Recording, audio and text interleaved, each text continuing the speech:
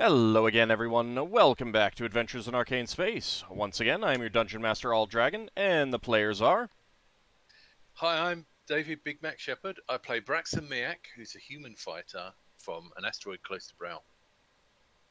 Hi, I'm Gaikami-sama, and I play Solas of Ebha, who is Half-Elven Cleric Mage of Ogma. Hey, I'm James. I play Ockar, human Paladin from Brawl. Hello, everyone. I'm Salem Mortar. I play Finnel'ar Mohani, a druid from Grayspace. Hi, I'm Levalithana, an Elven Wild Mage. Hey there, I am Zakad. I play the character of Lafdul Moonglade, a special priest and thief multiclass from Realm Space. His gimmick is coming up with fun titles, and funny enough, I did have time to come up with a title. He is the galactic anchorite of the Mercurial Vizier. Vizier? That word I'll need to see the up. word. That was done in all of like 3 minutes. Yeah, no, I don't know that word. Really? It's French, I think. Well, yeah, but I mean, a good writer, third or fourth of the English language is French, so... Yeah. We borrow a lot more French than we should. Well, I mean, they kind of control the nation for the kingdom for, you know... Yeah, farceur.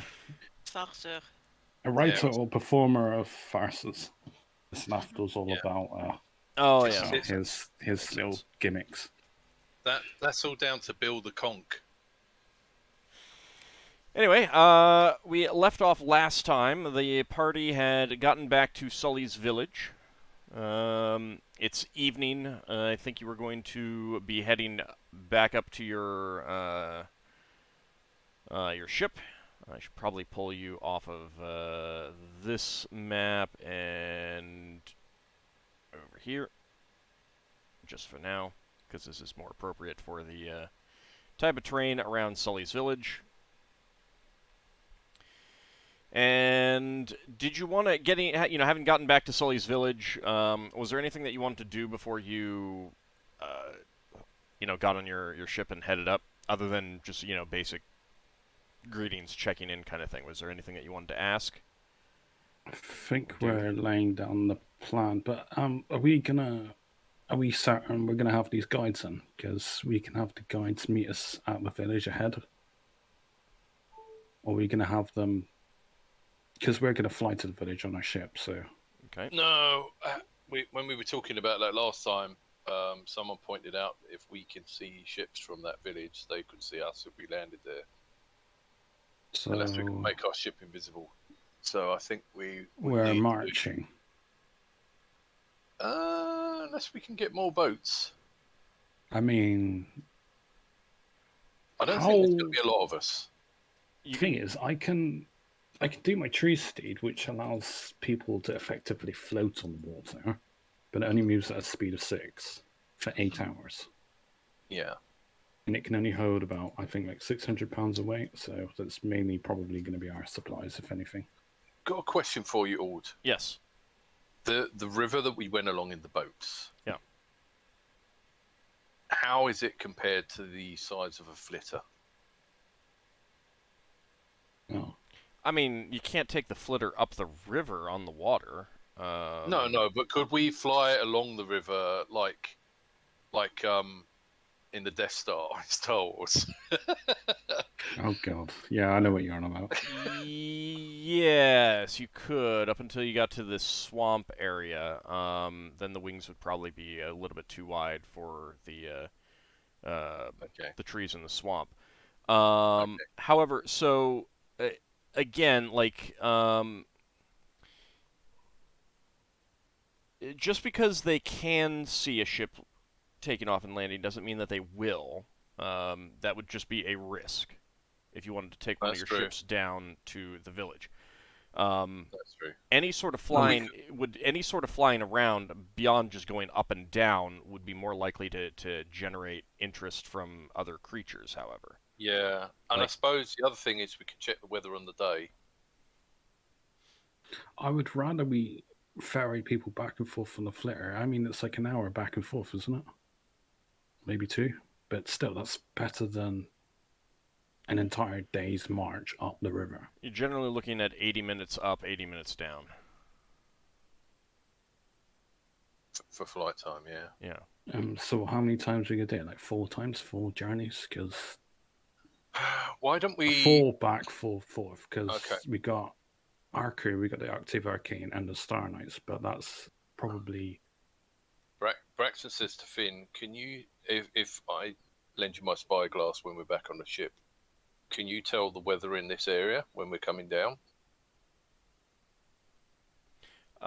Problem with the weather is that from orbit, you're mostly seeing the tops of clouds. Right. You can't easily see if it's raining or not underneath it. You can't easily tell the wind speed. But we could tell on the way down. Oh yeah. Okay, so if we were to come down with a big ship, and we probably don't need to wait for this, if we were to come down on the big ship, at least the if we were to come down on the hilt, if it looked like the sky was clear, we could come to Sully's camp and get boats. 2 or 3 trips on the boats to get everyone over there. I don't think we're going to be bringing down millions of people.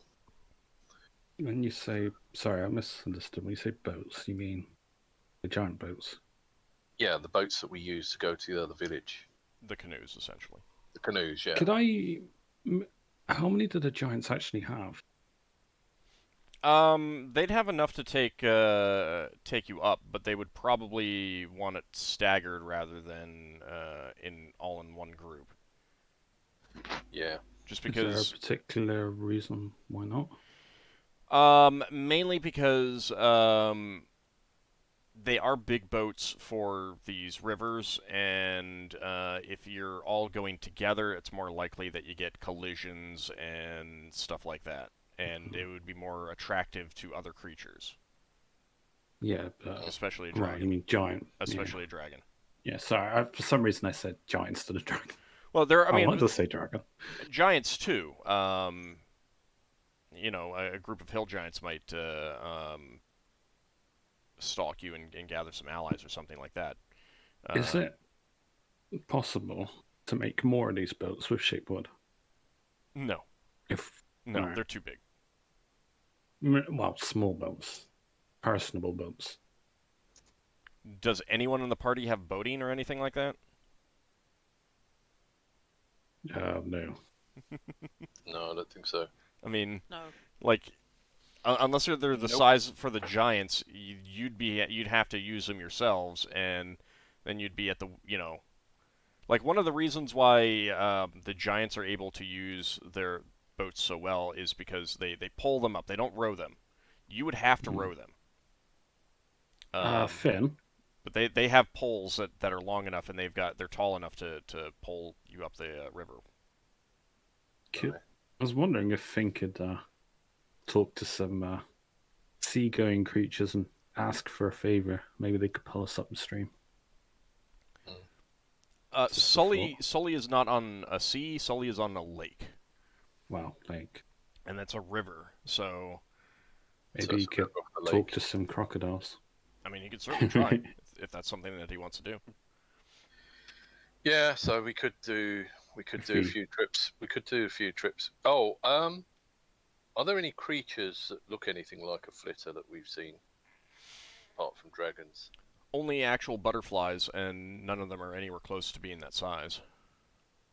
Right. Do we fly by night?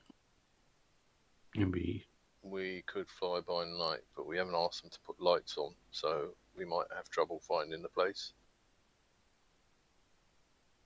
On the first trip, but once we're on the first trip... It's still hard to see with no lights. Yeah. I mean, there's a thing called a beacon arcane for helping people to land, but we don't have one. I was thinking of a way of emitting a source or a way of communicating without light. Don't know if we have such a method. Technically smoke. You can't really see smoke at dark night. Yeah, maybe. You'd smell it. What you really need to do is one of you spellcasters invent a spell that creates light that can only be seen with infravision. Well, technically, if I locate objects and then flying above, then I actually 306. Actually, I don't think that's within the range. I need to check up the range of locate objects. Yeah. Because that if might I work, had an but- object that was there and we just fly above and I used to locate objects Yeah, and but fly near it, then we would know where it is without necessarily seeing it via light. Right, but again, That's that's like going straight up and straight down is the gonna be the least likely to be seen because you're not you're spending the least amount of time in the air. Yeah. Why don't we see how many people we are likely to get to come with us? Because we don't know what the two forces can offer us yet. I can kind of tell you already that basically you're looking at 3 adventuring groups. Yeah. So you are 6 strong, and the others are going to be around 6 strong each. Would that leave enough people to run their ships, though? We could lend some of our people to their ships. Yeah, I mean, that's the kind of thing that you'll need to ask. And you might not want all of them to actually come with you. You might want one of the groups to stay on one of the ships and lead the effort kind of thing. But that's something to think about. If you're taking all of the, they're not going to bring any, like, hirelings or henchmen with them, but that is something that you could consider as well. Yeah. So that might be a thing. But, yeah, you're going to need to wait and talk to them. But you're not up there right now. Is there anything that you want to do at Sully's Village before you go up to your vessel? Yeah, I don't think there's anything for us to do there. Okay. I've got to do poison research on this scorpion venom to figure out how. Can I, within a day, can I figure out how deadly it is, and/or? You'll have to wait until you get back up to your ship. Well, no, it's more of a. Do I think it will take more than a day? You will have to find that out when you get up to the ship. You can't do anything with it until you get to your ship because you don't have any of your tools for that kind of thing with you. Well, I'm just trying to recall on memory, based on what I have done previously. No, it varies. It's an enigma. Well, I mean, it's like you don't know until you start messing with it. Yeah. Right. Too many variables. Okay, should we get off and we can carry on this conversation on the way up? Okay, and you'd come down in the hilt, so the hilt is down here, right? Yeah. Okay.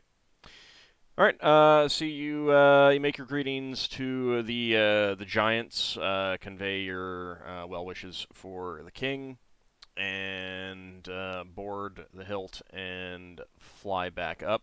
It does take 80 minutes to get back into orbit, and not that much extra time to locate your battle dolphin and join it. So it's around this point that you're expecting the Star Knights to come. Obviously it's not exact. Yeah. Upon getting to your ship, and keep in mind that you have been traveling all day, is there anything that anyone wants to do right away? I kind of need to start getting set up my poison research because I don't know how much time I have on the ship, so I need to get on with that as soon as I can. I think Braxon would want to get a report from the NPC officers on the ship. Okay. And then probably freshen up really quickly so that he can be on duty. Okay. Oh. Yeah, they don't really have much to report. Minor encounter with some gray scavers, but they fended them off without any serious injuries. And that's about it. They haven't seen any other ships. Right. And let me go ahead and pull you guys over to your ship deck plan. Out of interest, how likely would it be if you were above the north pole of a planet to see ships approaching the planet that are just so small that they could go into orbit and land without you even noticing? Yeah. Yeah. Basically, you'd really only see ships that are going up to the North Pole. Right. Is it? Carry on, sorry, I'll speak after. Well, no, I was just going to say, so it's basically like looking for a dot in the starfield moving. Not even that. I mean, like, Right. it's just generally it's much too far. There's much. I mean, it depends on the size of the planet. Noise. Yeah. You know, it depends on the size of the planet. But if the planet is, you know, this size, it's mostly the curvature of the planet that is going to block anything, in addition to the distance. So. I know Finn's gonna be a bit busy. Solas and Leva, sorry. Are you planning on doing much? I can't remember if you had plans while we're on the ship at the moment. The next day. Were you, I don't know, researching anything or redoing anything? Solas? Leva? Hello? Leva hasn't told about that much, but... Well, there's more. I was going to suggest something if you didn't have anything, that was all. I mean, you can always And suggest something, and then if she makes a plan, then, you know, she'll have that as an option. She doesn't have to take it. Yeah, it was. Solas was away for a moment. Oh. Braxon's... Solas, Lafdul asked us whether we have any plans for the evening.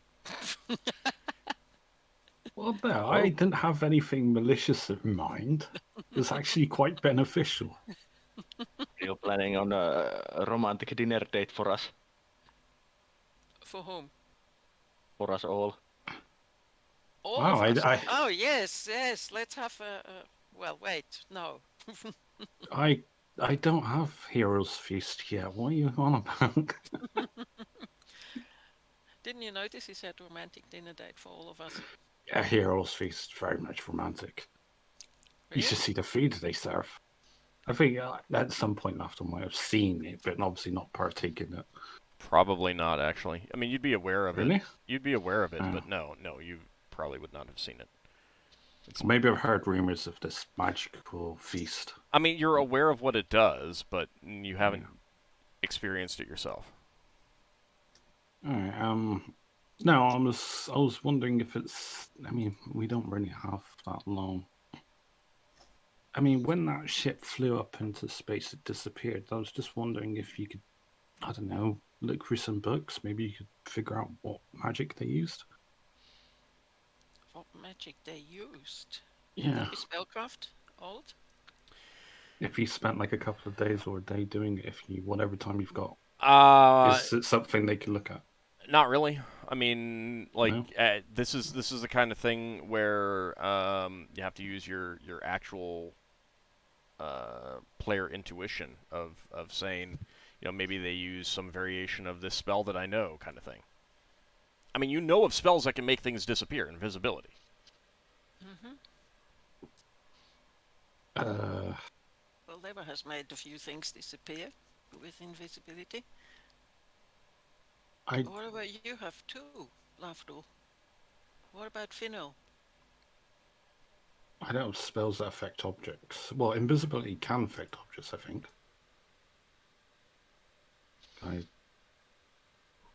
Yes, but I mean, if Leva and the group, if Leva has the invisibility 10-inch radius on 10-foot radius on 10-inch would be rather small, then everybody really come really close. Everyone makes up as small as Lafdul. Yes. So she'd have to cast anyway. Could you extend that with extension or something? Yes, but extension is, I think, in time, not in radius. Is there a spell that extends the radius of a spell? Well, Some she has spells that do that. old. Um, The ring, the ring lever has, could that be used to extend the invisibility radius?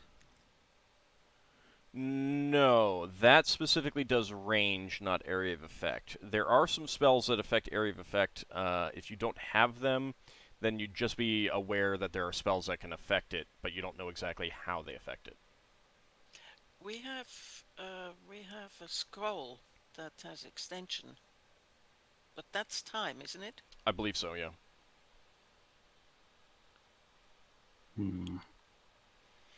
I mean, you don't have mass invisibility. I don't know if that works somehow. No, don't have that. Because it hides creatures. No, it's just this creatures. It doesn't say anything about objects. That's an 8th level spell now. Finnel, do you know of anything? Nothing I can think of. I get the feeling it's something of an illusion. Well, that's what I'm getting at, is that, like, just because you don't know the specific spell, I mean, it disappeared, it's pretty likely it's some form of invisibility. Like, that's kind of, like, obvious. I don't...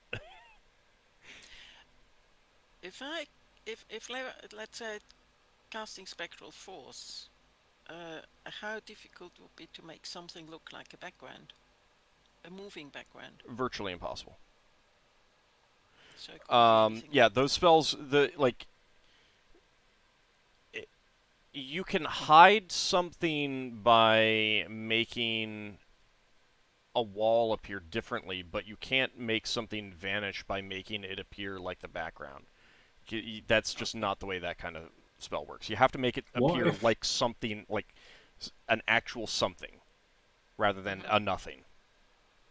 Because that's what invisibility is for. Can you make like a wall of opaque substance, like as in like black, so effectively whatever's on the other side of it can't be seen? No. I mean, you could make it black cloth or black stone or something like that, but you can't make it just a generic black thing. So how did it actually look like? Can you describe it? It appeared to vanish. Big map. Yeah. It appeared to vanish from one moment to the next, like- like snap, and it was gone? Yeah. And how big was it at that time? Could have teleported. To the eye, it was pretty far away. It was, I think, Braxon, you were using your spyglass. Yeah. So, like, it was tiny in the spyglass at that point, but that's normal. Could it have been a portal? It could have been a lot of things. It could have been a lot of things. I described it to you, and without more information. So this is the thing: is like, you generally need to see a spellcaster cast a spell to be able to use spellcraft to determine what spell it is. Okay, Like, you have to see them use their material components. You have to hear their words. You have to, or at least see their mouth moving, and and kind of read their lips. Even though, regardless of whether you have read lips or not, see them move their hands. You have to kind of see get a feel for the vocal, the verbal, somatic, and material components used to get an exact spell. Got an idea, Ald. Yeah. I don't know that Lafdul considered this already, but before he's tried reading people's minds. So we would have had people on the ship when they were trying to get to that ship to capture it that would have been closer than Braxon looking through the spyglass. Is there maybe someone who Lafdul could ask if he could read their mind to have a look and see if he could recognise anything about the ship vanishing that would give him a clue as to what spell it might be? You're reading your mind. Yeah, I mean, aren't you the only one whose mind could be read there for that? I'm not exactly sure what you're asking. Well, our ship was coming in to intercept. But Yeah, you I didn't think- have a spyglass. Right, your crew on. Yeah, our crew on the other ship, but he could read Braxton's mind. That'd be fine. It would basically be the same thing. Again, a not quite a speck, but I mean, in the vision, maybe the size of your finger, or a segment of your finger in the spyglass, or visually, they weren't that close to the ship. And again, to use spellcraft in that way, like you can use spellcraft on effects and stuff like that, but this is just the ship vanished. We should check the tracking device to check that it's still there. That already. Yeah, that's true. So, like, kind of what I'm saying is that spells that can make people and things vanish. Invisibility. Yeah. I mean, there isn't a roll some dice and it was this specific spell that's going to work here. Yeah. So maybe they have a cloaking helm.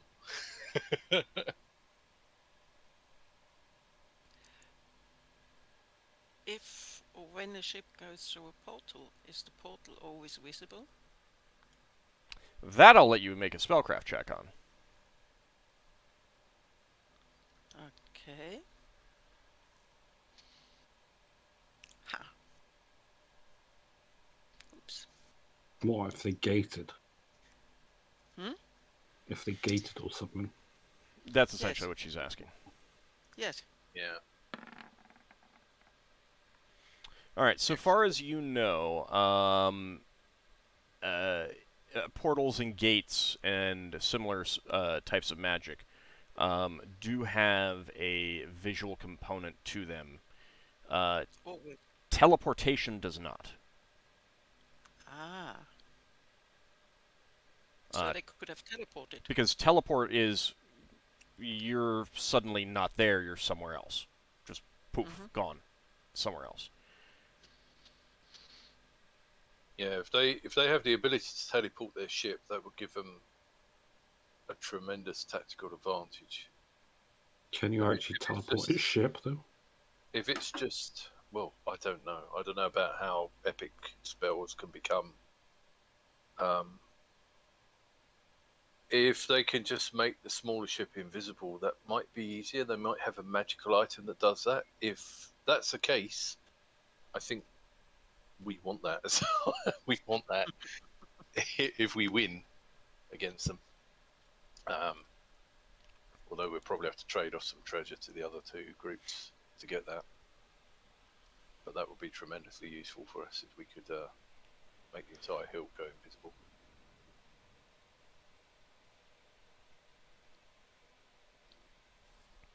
So basically, like, you can make some guesses as to how they might have done it and make some contingency plans based on that. But you're not going to, unless you see it operating and see the people, whoever it is, whether they're using an item or casting a spell, you need to see them actually do that to narrow it down to exactly what it is. Okay, so Braxon turns to this. Well, I don't know. Were you having this discussion downstairs? Well, I mean, you had 80 minutes to get back to the ship, so that might have been there sure. too. All right. Okay. Anyway, really. Well, no, it's just Braxon was going up top to look for ships. Braxon would say to the spellcasters, if that ship was invisible, could we fire something like flour out the catapults, try and make it show up? With a far-reaching spell, you could just cover it in something, yeah. You would to have move to out the way, you would need to know what trajectory it's taking to guess with a catapult. Yeah, you would have A to spell would be faster. hit it in order to make it appear again. I mean, glitter does work if we had the range. Mm-hmm. Although with the extension spell, well, how far can you stretch your glitter dust, Leva? I think you got that spell. Glow dust? Glitter dust, second level. Second. Oh, I don't think Leva has that? Because we have... Oops, I have to turn it off. Myself off, sorry. Bells. Bells. They're not super loud right now. Like Solas is trying to round up the or announce his presence. Time for morning prayer, people. Need to donate all your writing stuff, man. So, no, Leva doesn't have glow dust. Oh, glitter. Nothing like that. All right, that's fine. Could we get shavings from metal or anything like that?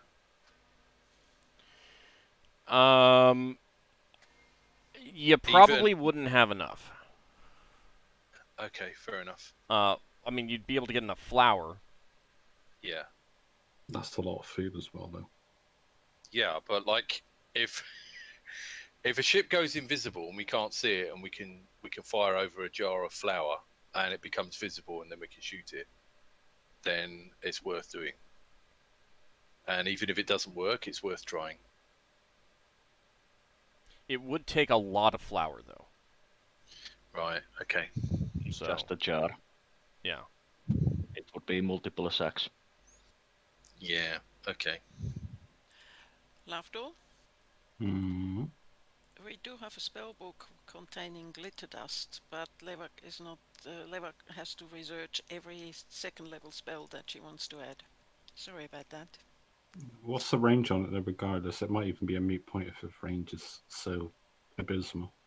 I have to check it up. I need to saw it in the book. Alright, don't worry about it. Probably not in range. Don't one of you have some sort of spell that gives things? 10 yards per level. Sorry. Yeah. Don't one of you have something that makes things have fairy fire on them? So Yeah, real do fast, Dust, yeah. real fast. You can generally assume that most spells are never going to be able to be cast under normal circumstances beyond 1 hex, the hex that you're in. Yeah. Right. Because a hex is 500 yards. Mm-hmm. So you'd have to be level, 50 to get that into the next hex? Without Leva some might special... be able to use her ring, wouldn't she? Yes. But only once or twice, maybe. Yeah, you could. And there are spells like Extension, or whichever one it is. I can't remember if Extension is for time or range. It's for time. Time, okay. There's one... Time. Oh, right. Far-reaching is for range.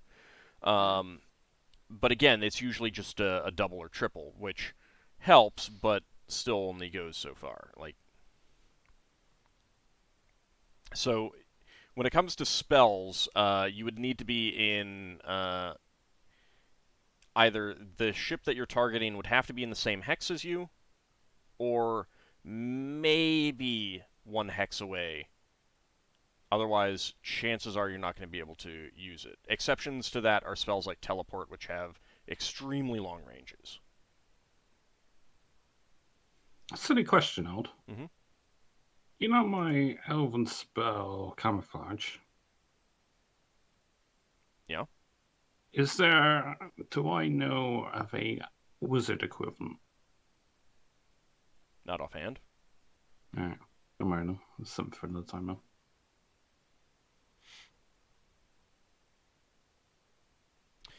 I do see that you guys have a scroll with far-reaching 3, but it is at 16th level.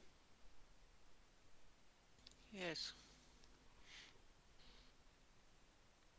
But you're generally still looking at, 1 hex away.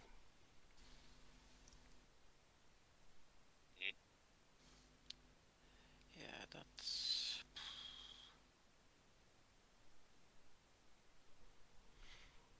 Yeah, ship-to-ship spell use is very, very, very hard to do. Unless you're close enough to use your arrows and slings and stuff like that as well.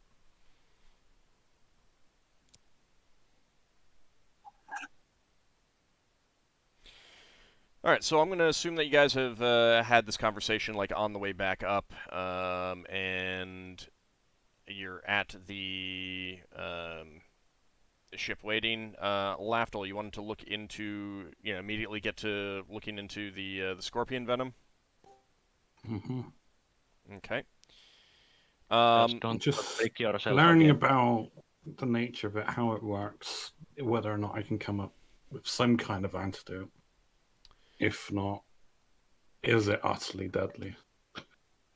All right. So what I will do, give me a healing and an herbalism check, and we'll see if you can come up with a remedy. If Just I don't fail this break in the short yourself term, again. if I fail this, I got neutralize poison memorized, but it's whether or not I can cast it before I faint. Let's see what happens. Let's see what happens with the rolls before I decide what happens. That and Can someone else do this experiment? this is kind of like Lafdul's gimmick. Okay. He does poison researches. No, fair enough. I mean, other people could. Well, Solas probably could. All right, so that's a success for each. What I will say is that you identify some herbs in your pouch that you think will work as a remedy. That will give a. I'm just making notes because I'm actually writing a book about every poison I encounter. Yeah. And it's like if Lafdul falls unconscious for whatever reason, he's probably told the company that he works with, obviously the Broken Sword, that he has a book with like antidotes of like various poisons that he's writing. For now, this is only going to apply to you. Yeah. I will give you a +1 to your proficiency checks when trying to cure scorpion poison. That's cool. And that will also give a +1 to a poison saving throw if you're successful, in addition to any other modifiers that you might have normally. Alright, that's cool. That helps. So please do make a note of that. Yeah, I'll write in that note in the book sheet of it. Okay. And that'll probably be something that you'll be working on late into the evening. Unfortunately, the venom doesn't keep very long, so you're not going to be able to preserve that venom beyond this. Unless I kept it in the dagger, which has giant spider venom. Yeah, even so, I thought it was magically preserved. it is, but the problem is that the amount of time that you'd have to do that right away. Yeah, which I did do with the spider. Yeah, and this is you spent time researching this, so yeah. As to That's fine. As to how deadly it is, you have some idea of scorpions, and scorpions are deadly, so. Yeah, he gets pricked by that, he'll as good as dead if you don't. Wow. Is that a safe assumption? Yeah, it's pretty deadly. We'll put it that way.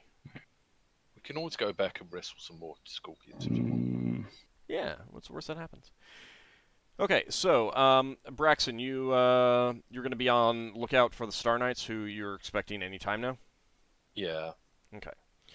Braxon wants to start signaling them when we see them. Okay. After about an hour, you do see a Dragonfly ship, and it is making its way towards the North Pole. Like, it's clearly on its way towards where you are. Yeah, and that's the ship they had, isn't it? Yes, I think you've seen it. So yeah, you'd recognize it. Yeah. Let me see if I should have a description of the ship again, just so you guys can see it. I just need to find it. It depends on where I put the notes. No, that's all right. I'll believe you. We have handout picture of the Dragonfly. Yeah, but this one is specifically painted blue and silver. Kind of like a dark blue and silver. Yeah, because I knew they had a Dragonfly. I was trying to remember what color it was. Yeah. I don't think that's actually detailed in the space material. It's not, no. Gene Rave not wanting to name anything. Well, I was specifically talking about the colors. Yeah. So they do. Were you going to signal right away? Yeah, Braxon Braxon will signal that with his lantern, which will help them come in on us. Okay. Yeah, at about the same time, they started signaling you as well, basically requesting identification. Yeah. So Braxon will say, name of our ship. We're out of Riox. And ask who they are. Yep, they identify themselves as the Star Knights on the Starflyer. Starflyer. Out of Kryn, actually. Yeah. So it takes So them Brax- a few minutes to pull up next to your vessel as well. Yeah. While that's happening, Braxton's gonna come down through the ship. And he'll be yelling, "Prepare for visitors." Okay. On the way down, he'll get down the bottom. Anyone else want to come out and meet them? Yeah, Solas is interested in meeting these allies for the first time since he didn't meet them on Riorx. Yeah. Lafdul's still doing research, so. Yeah. Solas was in the library reading his research notes, but he is interested in finding out what kind of people these allies are. It's only Ockar that met them, isn't it? Oh no, Lever must have met them because she's able to communicate. Lever and Ockar. Yeah, Alright. Finn will wander out on deck. So you can see 8 individuals on their vessel as they're bringing their Dragonfly up alongside and tying off. Once that's done, the 2 leaders of the group, a wizard by the name of Amon and Dante Lionmane, who is an elderly knight, they cross over, and you should be able to see their tokens here, and you can also see the tokens of all of the people, the others. Let me see if I had their names. You should be able to see their names, correct? Yeah. Okay. I need to zoom in a bit. That's fine. Just as long as you can see the name, as long as you can see the names, that's the important thing. So you can keep track of who is who in case I use the names. So Amon and Dante cross over while the others are taking care of, getting their ship in order.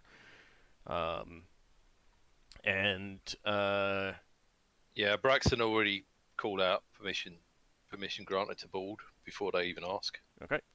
And shout welcome friends.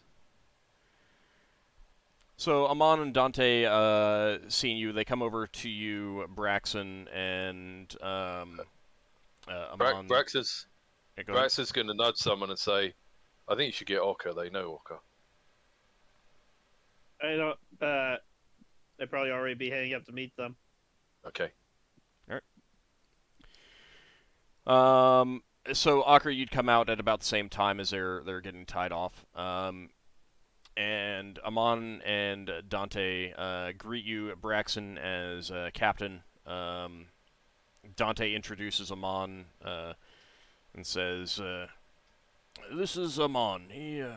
I started the group, but Amon is the leader. He is wiser than I at many things. He is in charge of our group. I am just the one who put it together." So Braxton will introduce himself and all the other officers around. It's good to see you. You might want to actually move your token out there, Ockar, so that they know you're there. Just in case. Oh, right. Let me find it. Ockar is just shouting from his room. Yeah, you're in your room.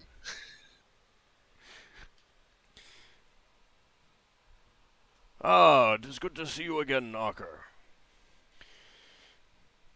So we received your sendings. What have you learned since ascending? Do you have more details? We have been quite curious about what you may have learned down on Kislev. What exactly did we tell them again? Well, we've done 2 recce's to the planet, and we haven't got close to the site. There is like a hand-shaped valley, and that's where the base is down there. No, it's not. We have. The hand-shaped valley is on the northern hemisphere. Oh, It's just sorry. yeah. Okay. It's completely unrelated. Okay. Sorry. Got confused by the red herring. Okay, we've got a bead on our site. We've checked the magic item, haven't we? And they're still there. Yeah, it's still indicating that. So we have an item for tracking objects, and it indicates that the owner of the object is still on the planet. So we've been down and visited a couple of places, but haven't got too close to it. So what we've learned about this planet is there's a load of rival dragons in different areas. So we were thinking about, we've located a safe area fairly close by. We were thinking of going in from there. So there's these friendly giants that have a village about a week's trip away from the mountain range, and we've secured the base camp from them. So we can go down there and set up a base camp once everyone is here, and we've decided our plan. Yeah. The other option would be try to do a planetary landing from directly on the site. They fairly do have. certain- There's quite a lot of dragons on this planet that are quite territorial, and I think this sending had information that the pirates are allied with at least adult dragon. Amon speaks up. Yes, and if there are dragons there, then it would definitely be a little bit difficult to take the ship down and get down there without confronting one of the dragons. I see the wisdom of going down a little bit farther away. I believe that they probably have at least one of their ships, most likely the eel ship. And we've noticed that it has the capability of entirely vanishing. Sounds like powerful magic. We don't know if it's something something on the ship itself that does it, or if they got a spellcaster. Dante speaks up. I've heard rumors about such things, but I do not know the details. It would explain. Well, I mean, this is the ship they're using for fencing goods, but it would explain how these people can get around without being detected. The only reason we were able to track them at all is because of the device on our ship. Wow, it sounds like a handy device. We were able to infiltrate their ship at the pirate port and take something of theirs, and then use it with a device to track them. It's quite handy artifact. It basically tracks owner of the item we put in it. Yeah, we also earlier when a ship went missing, we were able to rescue some people alive who had been left for dead because we were able to locate a wedding ring belonging to one of them. Yeah.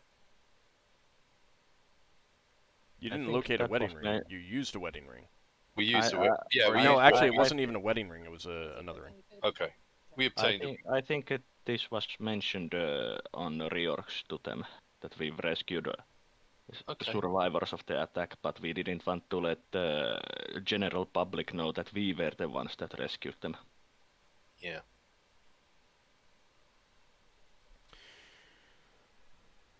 So you have not had a chance to reconnoiter the actual base location. Is that correct?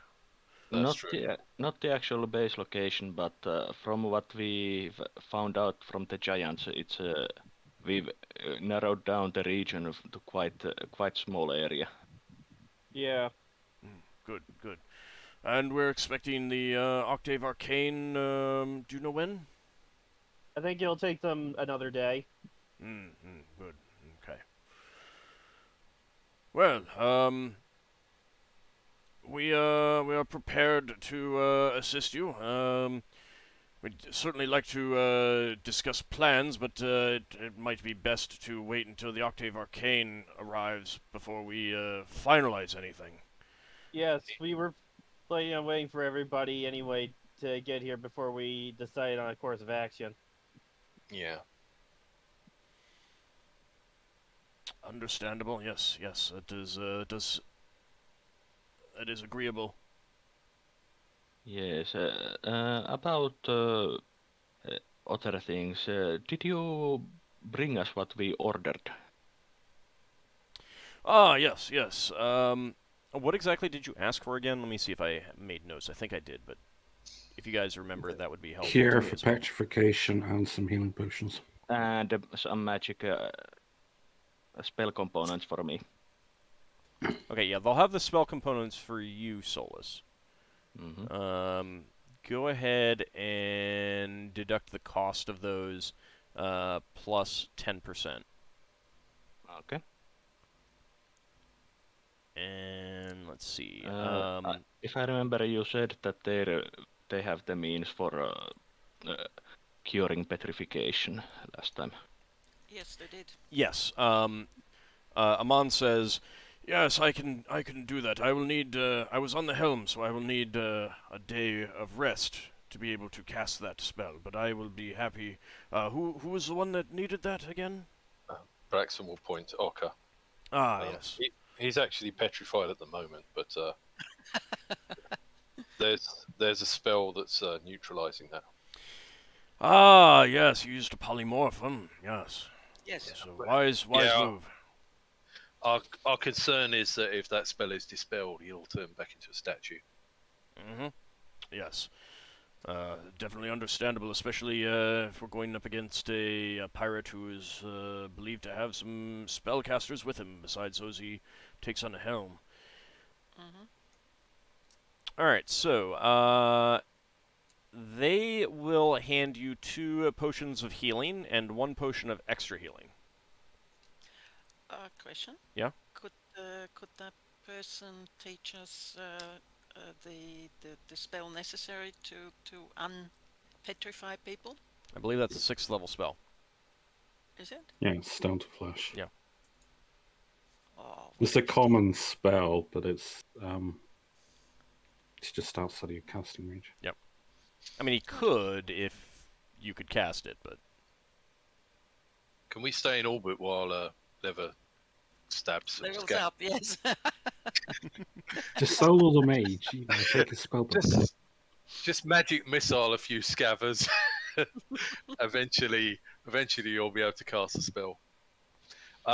These potions that they bought us, who were they for, and who's paying? They were generally for the company, so... Yeah. Yes, They will actually say that those are complimentary. Oh, those are complimentary. Yeah. Yeah, but we'll owe them money for the magic used for fixing. Potions of healing are like 400 gold each, and the extra healing's 800 gold, so they're giving you quite a lot of money there. That's very kind of them. Couple of thousand steel. Yeah. Do they need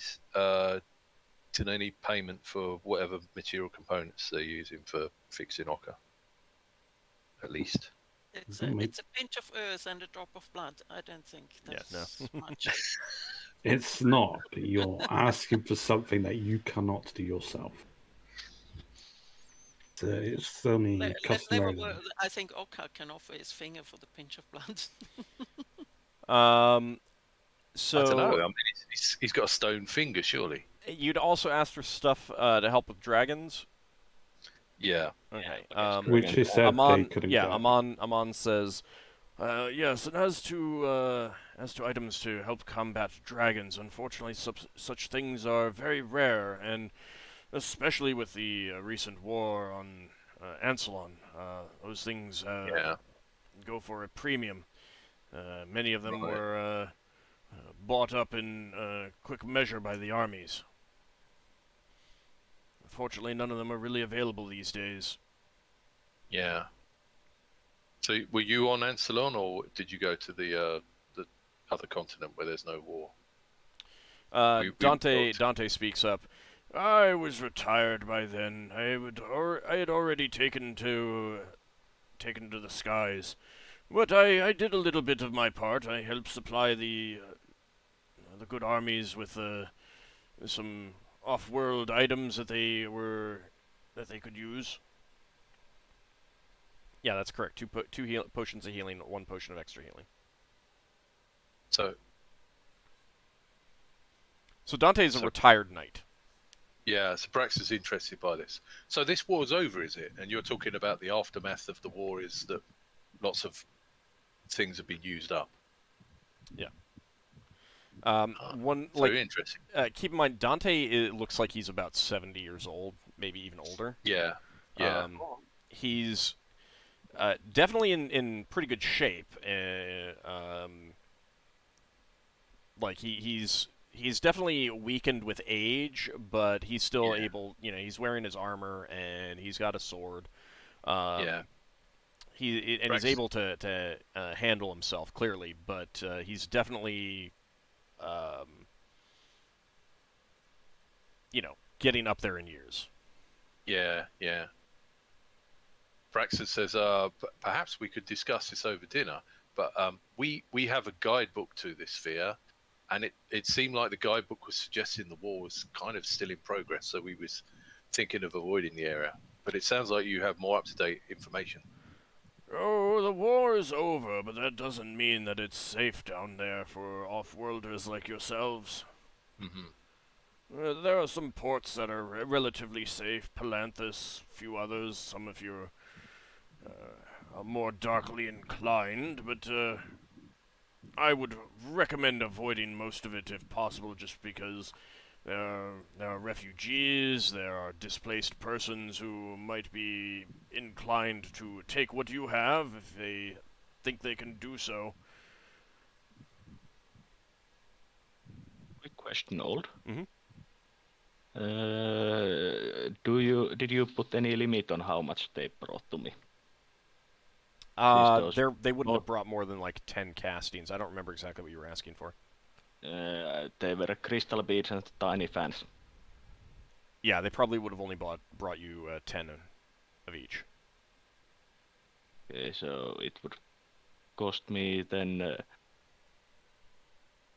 I will round it up to 3 gold. Steel. Well, steel. So quite cheap. Dante says, looks like the crew is finished up with the ship. Allow me to introduce my knights to you. And these are all 6 of them. The crew complement on their vessel appears to be 8. Mm-hmm. And the crew complement they're all clearly warriors.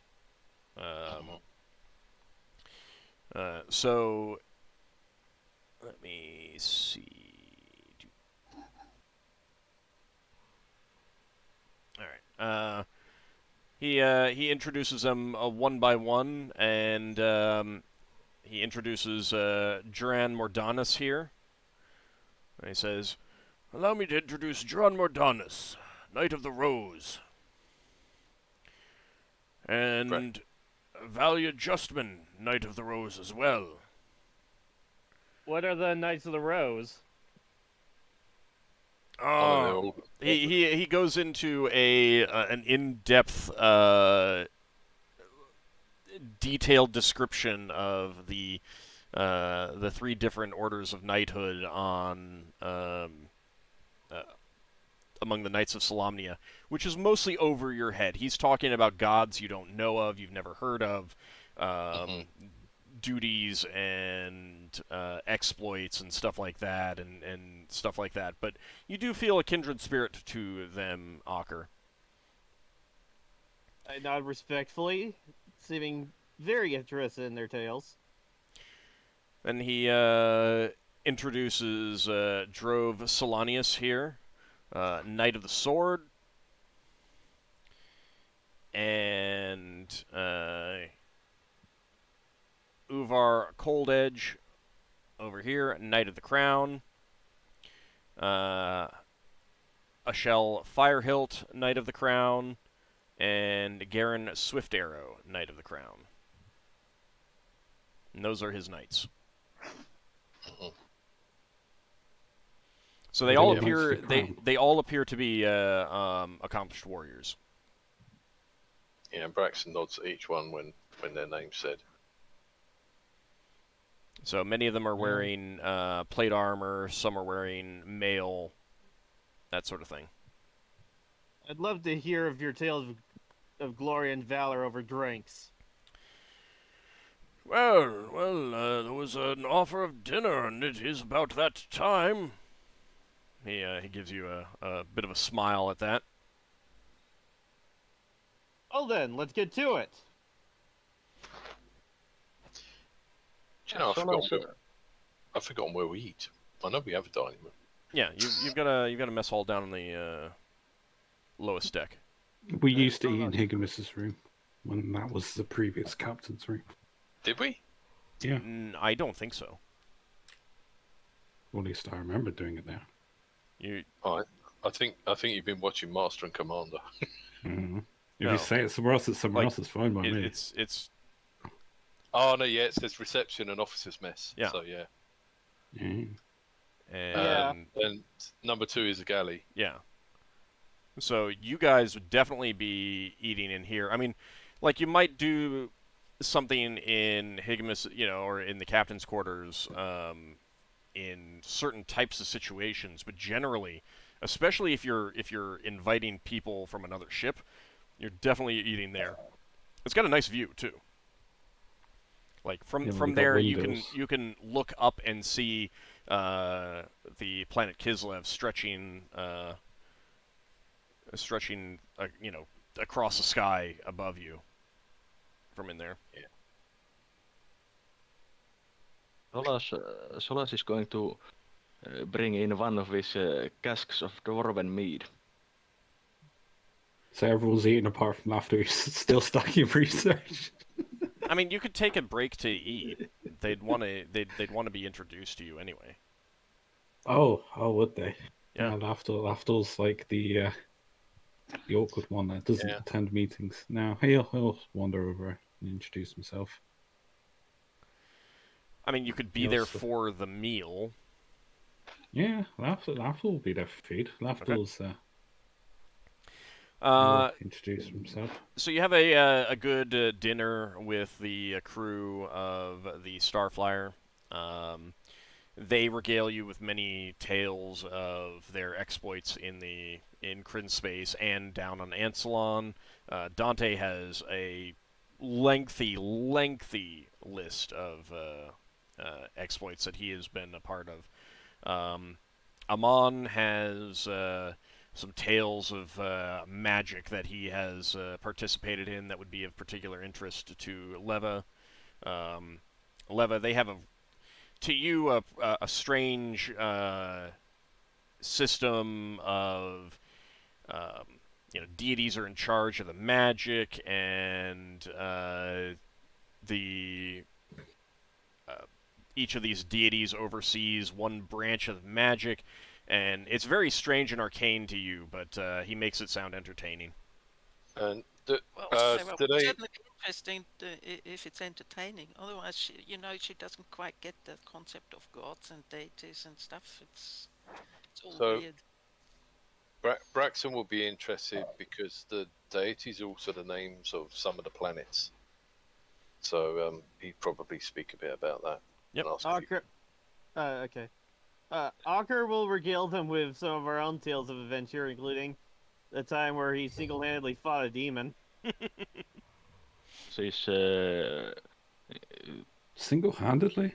Solas You is know, the one paying. that made everybody Yeah, I else run know. away in fear. So Solas is paying attention to quite a lot of what they tell and asks quite a lot of questions. And they As are until- very eager to share with you, and they clearly have a good time. I have to tell them about the dangers that we faced in Rattle and the great, what was it, the Witchlight something? Marauder. The Witchlight Witchlight Crown Base. Marauder that we faced on behalf of the elves. Quick question. Mhm. Solas, you said you used one of the barrels because this is what we're using is a drink we're offering them. So I'm going to mark down a second ton. It's now been taken off. No, it's not from the. It's my own casks. Oh, Oh, you have okay. your own? Thank you. He's a brewer. Yeah, I didn't realize he I had bought, that much. I bought multiple casks earlier. Yeah. I just didn't know if I needed to update notes, that was all. I tried to leave out the parts of the tales where Ockar ends up being held by some kind of monster or spellcaster. Or when you fell over the invisible floor and you almost plunged into lava. Or was it I frost? leave that part out too. No, Lafdul's filling in the details here. God damn it. Your wolf tried to save your life. So. Lafdul, did you not see that little painting that Solas did of all his brewing equipment? It was a still life photograph. Was so bad. So the dinner is fun and entertaining, but then winds down. Unless you guys have specific things that you want to ask them. Solas doesn't have specific thing to ask, but Solas will regale in poetic form the tale of Lafdul when he fought a crow. Oh, yes, the epic fray against the crow, yes. Well, while everyone else is showing off how clever they are, Braxon... Or how stupid certain party members are. Yeah, Braxon is going to ask them, when they're mentioning the gods of magic, if the gods have some sort of powers over the moons. And he'll say how we went to the moon Nuitari while we were trying to track things down. All they can really tell you is, things of rumor and myth and legend, as opposed to anything concrete. Okay, fair enough. Thought they might know something that's not in the guidebook. I mean, they know a lot of things that's in the guidebook, but Right. I mean, unless you have specific questions about a specific thing, like update the guidebook because general knowledge. Wasn't that a request to update it? There's a limit to how much can fit into those little booklets, so. Yeah. Yeah. Well, like no they're not publishing 300-page almanacs. It's all I'm trying to say, Old, is my quest log's getting full. I don't know which ones to remove. That update to guidebook thing was basically that if we find out something that should be in the guidebook that is not, we can inform them and they will update it and give the updated version for us. Yeah. It's not actual quest. So the dinner winds down. Everyone returns to their quarters or tasks. They return to their ship. Before they go back, Braxon will ask if they're ever considering getting more crew and moving up to a bigger ship, and do they want to have a look around our ship at some point? And say, yeah, I say, well, if we've got a day or so while we're waiting, you'd be welcome to come around the ship and see what your thoughts of the ship are. They'll definitely take you up on tours, and not just for multiple purposes, including just looking at the capabilities so that they can have some suggestions for tactics and stuff like that. Yeah. But Dante and Amon will tell you that they're not really interested in getting a larger ship. They like what they do. They ferry some passengers and small cargo that needs to get places fast, kind of thing. Mm-hmm. And they're strong enough to take on like typical space monster type stuff, but they're also fast enough to avoid most of the pirates. So Yeah. that's And kind of Braxon how says- they feel. Braxton says we used to have a wasp, and we've had a lot more pirates run away from us since we got this ship. So the fact that you've got a dragonfly is probably good, in that greedy people think they've stand a chance against you, and you get to defeat them. Dante says, but most people don't think that a dragonfly. Most pirates don't think that a dragonfly has enough on board to be worth a fight. Not only that, if he gets hit by a siege weapon, it doesn't matter. Anything, really. He'll fall apart in like 1 or 2 hits. But the main thing is that they're fast enough to avoid, Yeah. generally. So. Yeah. They got a major helm, then. Oh, yeah. Yeah. Didn't we? Doesn't make sense. What was Oh, the, they can tow us, what was the technically. first ship that the party had again? Ockar wasn't there for that. Wasp. As you that were. compared to a dragonfly. It's a bit bigger. Oh. Didn't we technically have a dragonfly very, very briefly? Then we went to Wasp. You were on a like a dragonfly. lone You were on a Yeah. dragonfly. It wasn't yours. Oh, Yeah, we were on Aranus's dragonfly. Yeah, speaking of Aranus, did we ever see him again? You saw him, but then he moved off to No, go once back to since do he- other things. Yeah. No, You s- in the couple of years. No, because he's moved off to do other things. Oh. Yeah, he got fed up with us asking him to identify things. It's like, we don't need you to identify stuff. It's all right. We just want to Yeah. catch up. That was all. Yeah. So, Steals the spell book. as a note, essentially, the depending on what you want them to do, like in the following day, Braxon, you'll have some conversations and get a feel for their capabilities. There's kind of a couple options that you can do. Yeah. Hold yeah, on, sorry. let me finish. Sorry. Sorry. Amon is their main helmsman. Dante is essentially their Amon is technically their captain, but Dante is the captain in terms of leading fights and stuff like that. Yeah. If you want some of them to go down to the planet, they'll probably send the 6 knights with you, and not Dante and Amon. In which case, they would want some of your, probably your dwarven crew members on board to act as work as their crew Yeah. in the meantime. However, alternately, if you leave all of the knights on board, they can lead. They can essentially lead the fight with the 3 ships. Yeah. If there's a fight that the 3 ships are involved in, so that's kind of a possibility. If you alternately, if you want Amon and Dante with you on the ground, you could all go down on the Dragonfly and land somewhere. Yeah, that's what I was going to ask. Were the clearings near the second village, the one up the river, were they large enough for a dragonfly to fit there? You could get down there, yes. It would be tight and everything like that, but yeah, you could get down there. You could get your hilt down there too. It would just be like you'd land in the water and you would not be able to sail it anywhere. Yeah. But you could do that. So it would just about fit in the river? Yeah. Right. Because I was thinking we couldn't land, but yeah, I suppose if there's a river, you sort of be beaching the ship effectively. Yeah. I mean, it's a mucky swamp, but you'd be going straight up rather than, straight up and down rather than side to side through the water. So it doesn't really matter that much. Yeah.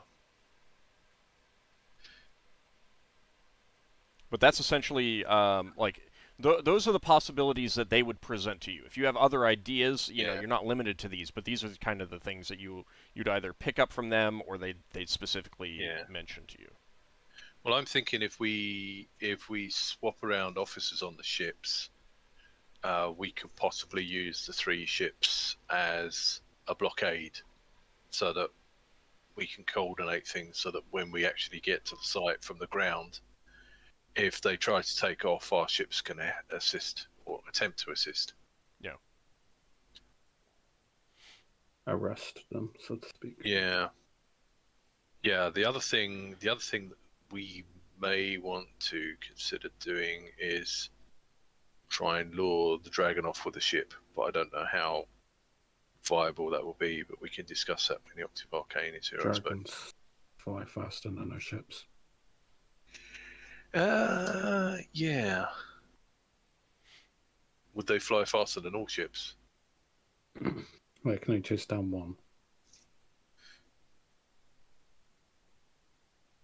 Unless it kills on the first turn and goes to the next ship. Yeah. Yeah, okay, fair enough.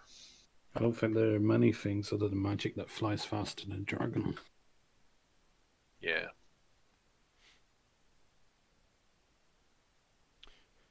Okay, I guess we're probably down to Braxon will make sure we sort out that money thing, the bag, to get some more coins. Okay. Rotating your money around. Yeah. Well, we haven't done it for a while. So probably leave the low level coins in there if we're going to go down, so that at least we get something. Well, you got another. You've got a day up here. Got another day. Yeah, got another day, and then could put some low level coins in. I mean, Lafdul will be praying to Aravan, asking for a favour. Yeah, I think Braxon would as well. He's supposedly doing this every day, but you know, I'm gonna remind our DM. Yes, and of course, considering that you're in a different crystal sphere. All right, so the day. The day basically passes with you guys preparing. You know, you're drilling with your crew and your marines, talking to the Star Knights about various things. A few of their knights can cast some spells. I thought they were all Knights of the Crown, weren't they? No. No, there's some Crown Knights, some Rose Knights, and some Sword Knights. One Sword Knight, 3 Rose Knights technically with Dante. And 3 Crown Knights. And then, of course, Amon is a wizard. They're not powerful spellcasters by any means. Yeah. But they do have some, and certainly like enough to... the big thing is that they have enough to act as additional helmsmen if necessary. Mm.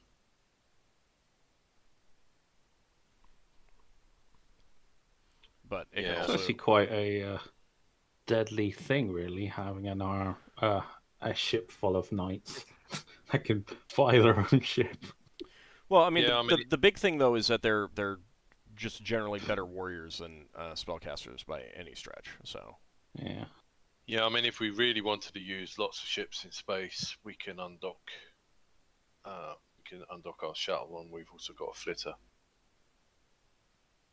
So we could potentially make use of that thing of having lots of helmsmen and come at people from different angles. The other thing that they would say is that you know, their recommendation would be to have a helmsman not necessarily on the flitter, but ready to get on the flitter for any sort of emergency transportation. Like, if for some reason you wanted to get your group back up, or the Star Knights, or the Octave Arcane back to their ship, the flitter could do that. Yeah. So. Well, yeah, the flitter couldn't. The flitter, like, I mean, unless you're loading the flitter down with archers and using that as a fighter craft, there's nothing that the flitter is going to do in a battle situation. So. Yeah. It's only got 1 hit point, so it goes I don't down think it can one even spell. hold a gun. It can't hold a ship weapon, no, but it can hold wizards or archers. Yeah. It can hold 10 levers. That's like 20 fireballs, right? Mouse don't- was never my strong spot. Well, I've seen Lever cast a spell where she turns herself into 10 levers, and they just seem to pop out of existence after a while. I don't see it being overly useful in the long run. You're exaggerating. Never 10. Never You've done 10. 10. Never 10 levers. There's a limit how much a mirror image can do. Yeah, but there's a max. And that's less than 10. All right. So, are there Also- any specific questions that you have for the Star Knights in order to help gauge your as players? Any questions that you have to help narrow down how you want to make use of them? Firstly, have they heard any more rumors about Red Njord or other pirates while they were on Kryn that we're not aware of yet? Nothing. I mean, they'll share some information, but nothing seems particularly relevant. Okay. Does Aman have a lightning bolt? Yes, he does have lightning bolt. Would he be willing to let me copy it? You trade. Yeah, I will. He'll trade. What spell I are you will- willing to trade for lightning bolt? Yeah, we're mean- all curious. I mean, he gets to look through my books. And I get to look through his books. You have up to 4th level spells. Yeah. Lever would be interested in that too. You see these wild magics. It's like, what kind of magic's this? It's so strange. Do you have any unusual 4th level spells, Solas? Let's see. I have Ice Storm, Mordekainen's Electric Arc. You'd be and- interested in Mordenkainen's Electric Arc. Yeah, that's unusual. Oh I yeah, will- that's from Grey Space. I will Is teach that to him. Interested in any 5th level spells? Maybe. Let's handle this first. Okay. Actually, so he's not going to be able to copy anything from you because it is. There is a limit to how much you can do in a day. So with everything else that he needs to do, he's only going to have time to copy 1. But if there's a spell that you want, I'll check to see if he has it, Leva. Mm-hmm. So, first spell learning roll.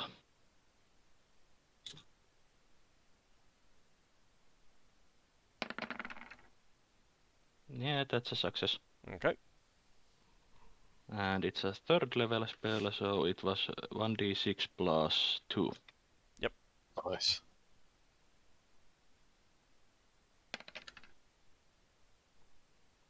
All right. 5 pages. Nice. That saves me quite a lot of time for spell research. Okay. Which one Leva. Hmm? He got lightning bolt. Okay. Leva. He's not going to have any unusual spells. So, is there a spell from the player's handbook through 5th level that you'd like to get?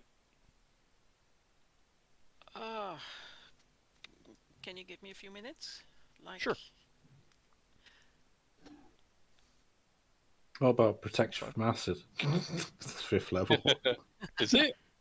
Yeah, it is. He basically only has stuff from the player's handbook. Aww. Yeah.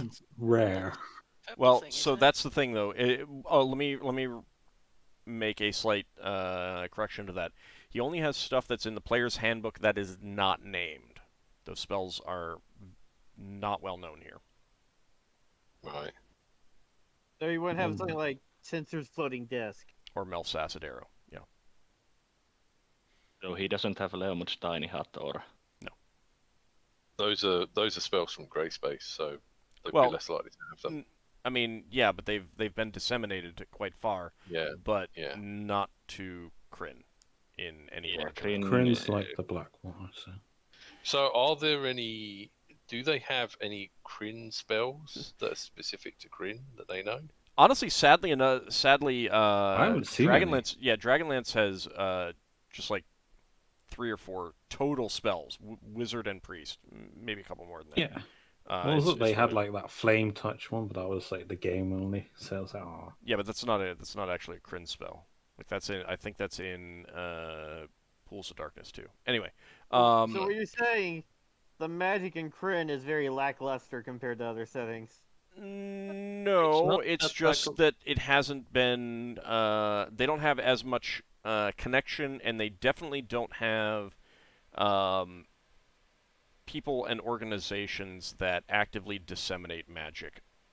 Oh, is this quite a red wizard or a white wizard? What's his robes?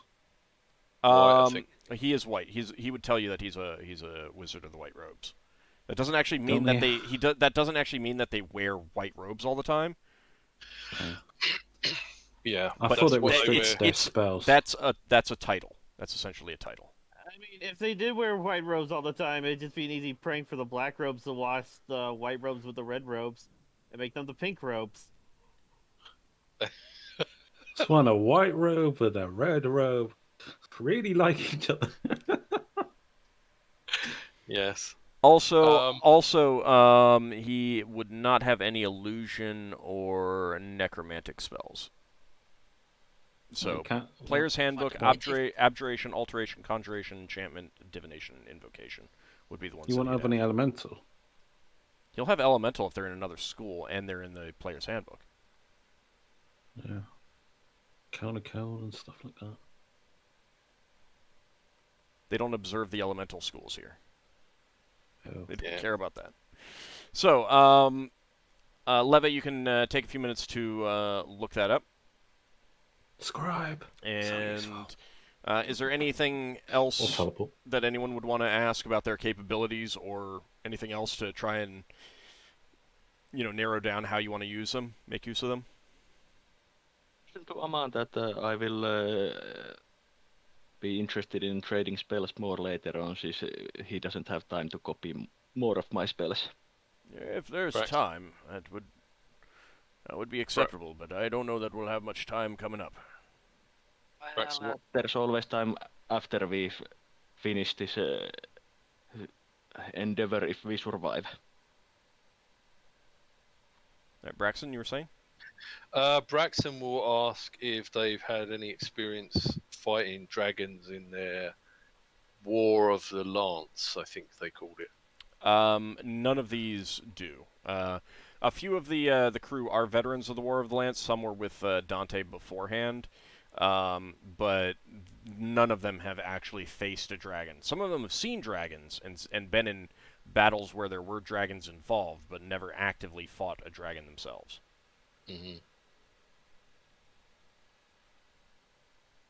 Solas mentions to them the giants we've met are enemies of the dragons, and the giant king we talk about offered to have 3 of his warriors to join us. Dante says, if they have experience fighting dragons, then that might be worthwhile. But if these dragons are also rivals with each other, it might be a good idea to try to use a dragon to distract the dragon.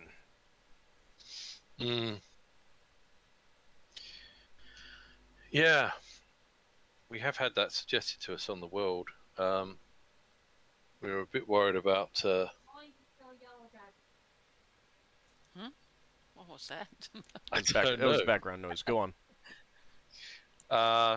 Yeah, we were a bit worried about trying to deal with the dragon and having the dragon attack us.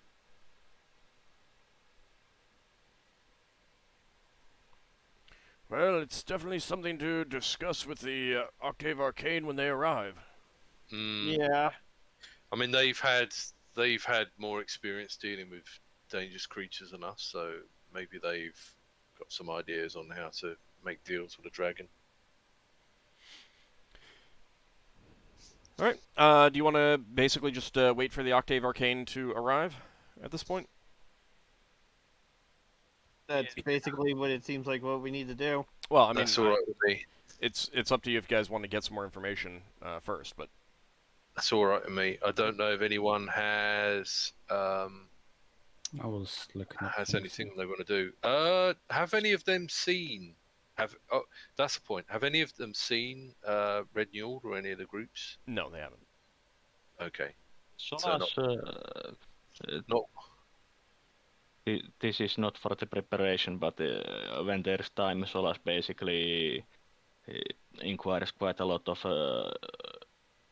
about the war that Green had, and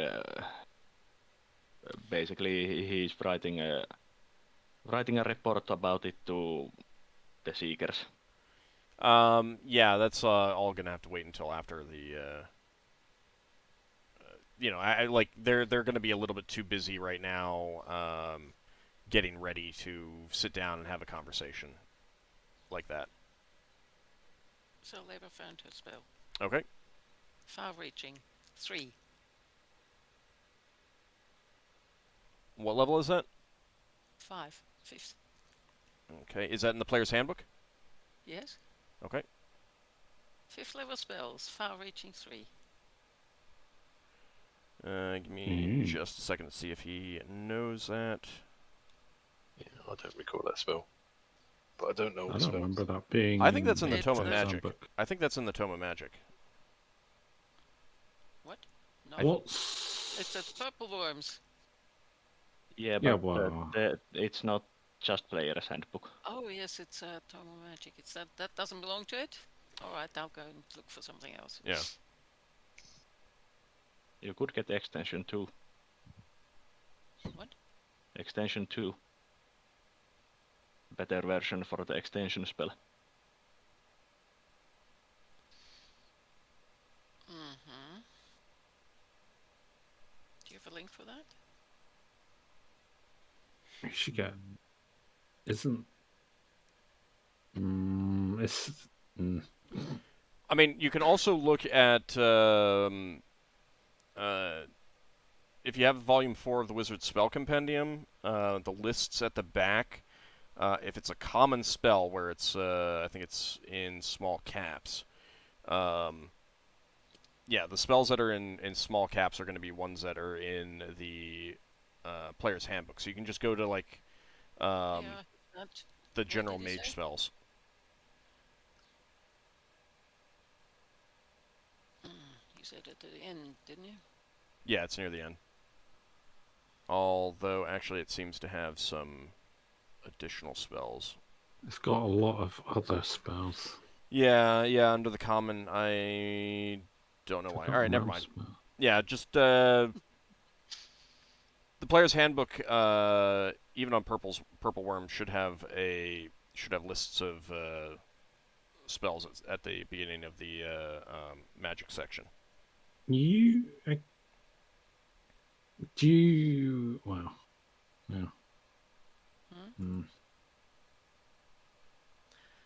me see. Ooh, Wall of Force is 5th level. Which one? Wall of Force, but a spell component costs us 5,000. Teleport's 5th level. Is it? Does he have Yeah. that teleport? He will have teleport, yes. All right, then we'll go for that one. Okay. Oh god. So much fun. It's going to be hard now. It's an amazing spell, but if it messes up, we're all dead. It's not going to mess up. Come on. Leva is a smart man. Says- She's not going to mess up, ever. No. When it's more of a case of when it goes off target, it goes really off target, I assume. So the good news about teleport, it's a universal spell. You don't need to roll to learn. You'll just get it. Oh, that's nice. Thank you. You do still need to Still roll for the need number to of pages. Yes, exactly. What was that? It's, 1d6 plus 4. Plus 4. Ooh. What is it plus 4? It's level minus 1. Oh. 5 minus 1. Oh, maybe I shouldn't have said it. It's a very good spell. That's why it's a lot of pages.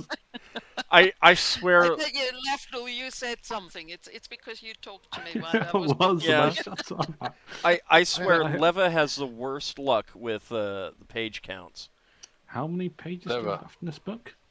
Lever, did you not see the spell called Chaos Wizard spell? Yeah, that's my I couldn't grand see power. anything. Chaos. Chaos is really good. Chaos is a more powerful version of confusion. Yeah. Okay.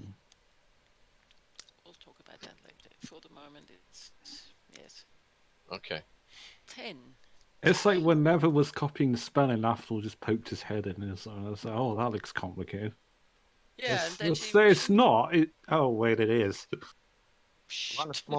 one small spell takes 10% of Leva's spellbook. Lafdul has gone invisible while she's copying this and is behind her and just whispering mystical words and numbers and things. She keeps messing up and having to scratch it out and, oh, another page, you know.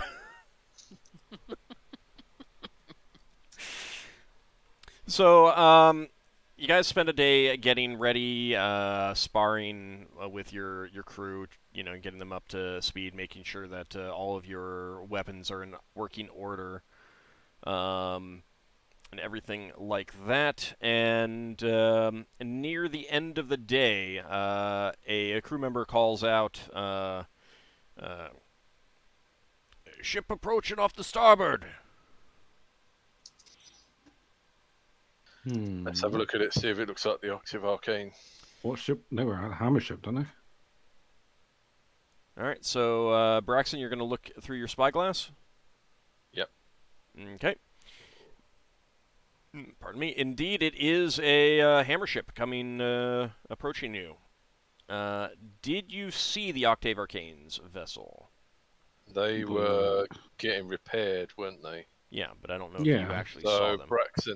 Braxon at one point went out. Ockar went on the ship. Yeah, Braxon at one point went out to try and guess how long they would be before they left.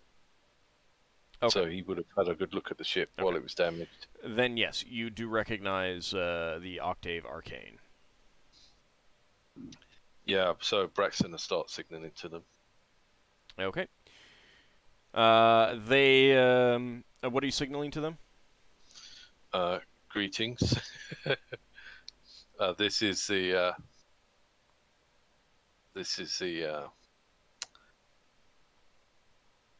what would we call our ship? The Battle Dolphin. The Blade? Yeah, no, it's the Blade. Yeah, yeah, the Blade. The shuttle's called the Hilt. Yeah, we never reference the Blade. Yeah, we don't normally reference the Blade. The greetings. This is the Blade out of Riux. Who is that, please? They signal back. We are the Octave Arcane out of Riorx. Meeting up with you as requested. Yeah. He introduced the other ship next to us. Oh, yeah, also, I did forget. At some point during the day, Ockar, Amon would have cast Stone to Flesh on you. Oh, thank you. During the day? I thought you were there to rest. Does he have? Yeah, it's the next day. Yeah. Does he have to make a saving throw or anything? Nope. Oh, actually, I think he does need to make a system shock. I should have done that. I think I was supposed to have done that at the time, and I didn't. So I'm going to have you do it now. So I need a percentile roll and compare it to your system shock number on your character sheet, please. Give me a second. I'm bringing up my character sheet. Yep. All right. Well, before the spell gets cast, Braxton says it's been a pleasure knowing you. So I gotta get below the target number? Yes. I don't want to metagame this, but if we known the spell was coming along, would we have any... We know there's a risk. He would have explained there's a risk with the spell, yeah? Alright, never mind. Oh, crap! I would have said use the Iron Stone, that thingy had. No, that's not good at all!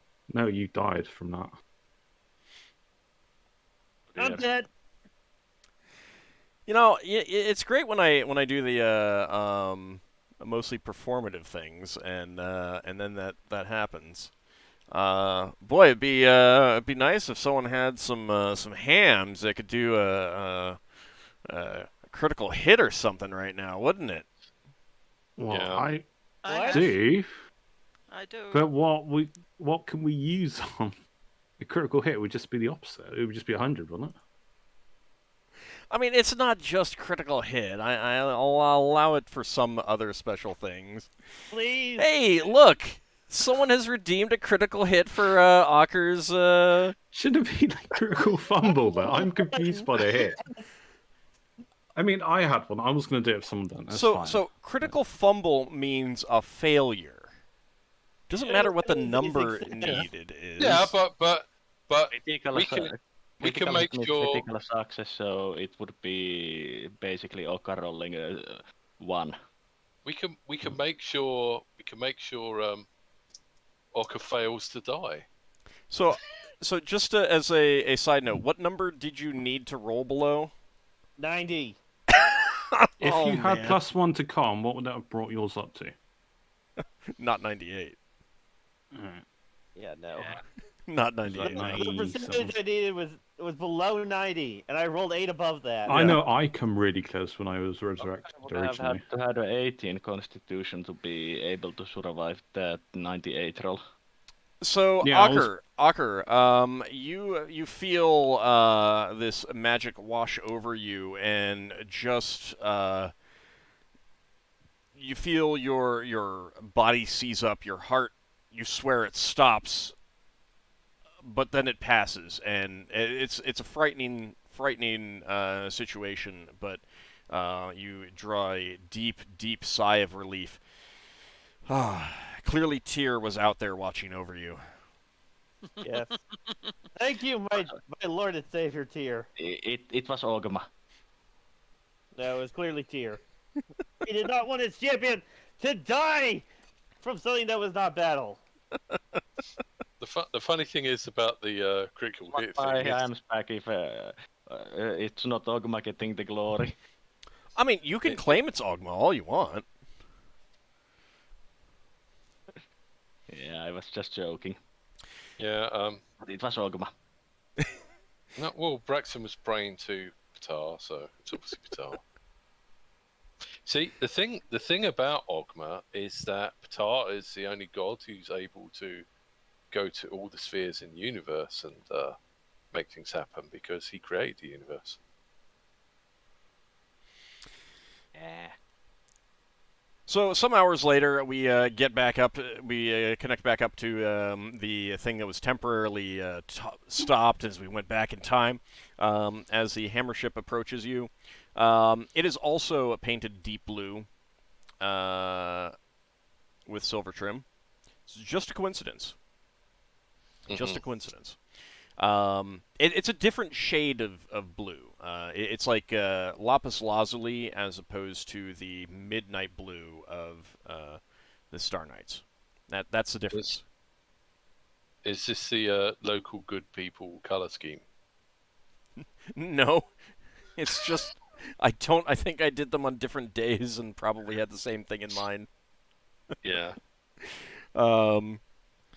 So they after a few minutes, they pull themselves alongside your vessel on the other side. And you can see that they have a goodly-sized crew of mostly sailors. And let's see. So it was Leva, and was it Ockar again who went to meet them? Yes. Okay. Yes. So it was only you two who've actually met them in person. Yes, I was doing a lot of networking. Okay. Wasn't Finnel with you at some point? Yeah, but he was in animal form. So they still met him, or he still met them. Yeah, he would have met them. They wouldn't have necessarily met him unless I may be misremembering. Did you ever turn back into human form with them, Finn? No, because I had to maintain the cover on the way back out. Yeah. With them. Okay. Braxon's curious to get to know that handy-looking woman that was on the docks before from the Octave Arcane. No, she looked like she was good in a fight. Which one? I can't remember who it was. He was basically spying on the ship to try and see what condition it was in. Was it the half-orc? Yeah, it might have been. Might have been. I think Braxton has a crush. Hmm. No more fanfic, please. Do you need your clothes removed? Please. That's please. Yes, I'm- is that what that? No. Okay. Yeah, apparently. I am The just glad. ship has pulled up Yeah. alongside and tied itself off to you. Okay. Crossing just glad- over to your vessel is a tall woman. She's wearing light armor, looks like studded leather of some sort. She's got a hand crossbow and a rapier. Oh, that was the captain. And she calls out, "Permission to come aboard. I am Priacent, wait. captain of the Octave Arcane." Permission granted. Welcome aboard. You're all friends. The Star Knights are already here. She nods in their direction as Dante calls out a greeting. So Braxon introduces his name and introduces the officers. It is a pleasure to meet those of you that I have not met before. He says, Braxton also says, I'm glad to see that and he names a few of the things that were broken on the hammer ship that he'd looked at. Ever critique. Yeah, I'm glad to see you got the damage to the fin and this, that, and the other repaired since I last looked at your ship. Very, very nice looking ship. Indeed, we're quite proud of her. She has served us well on our search for the Spelljammer. Allow me to introduce my companions as well.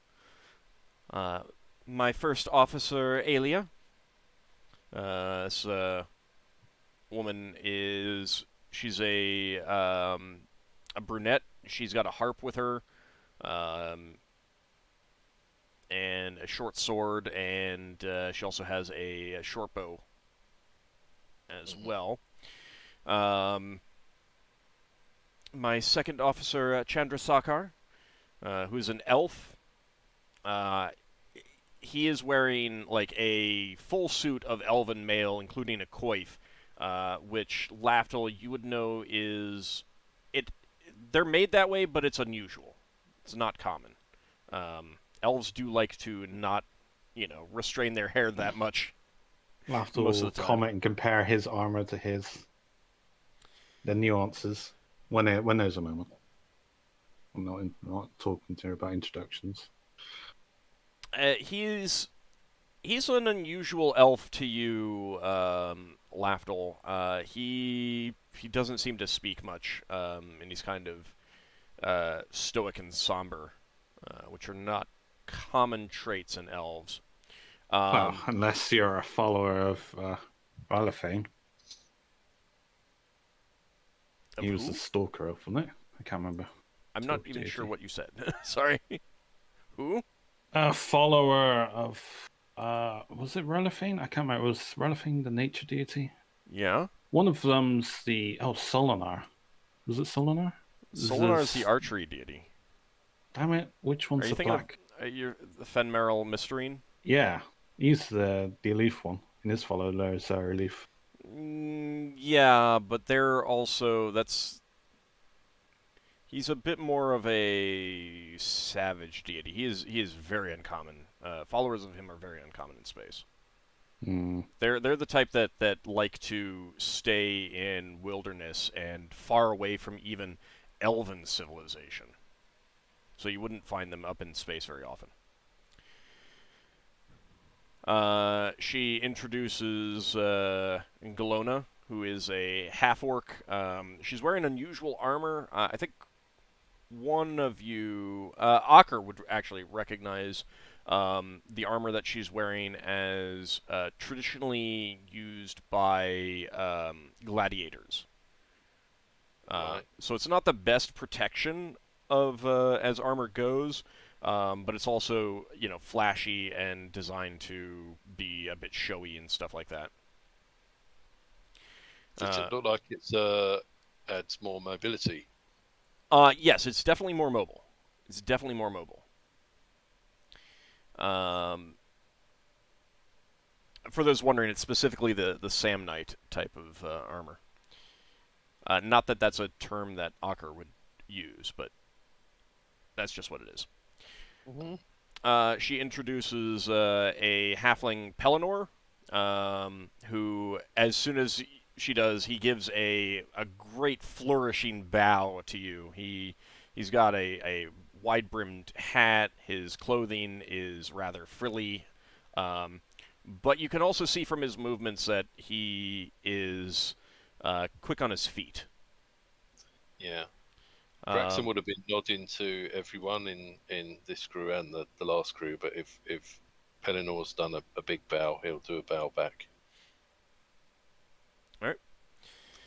And finally, she introduces Thealskeen, who is a beautiful woman with a hat similar. Like, sure, her clothing is actually kind of similar to what Pelennor is wearing, but obviously feminine and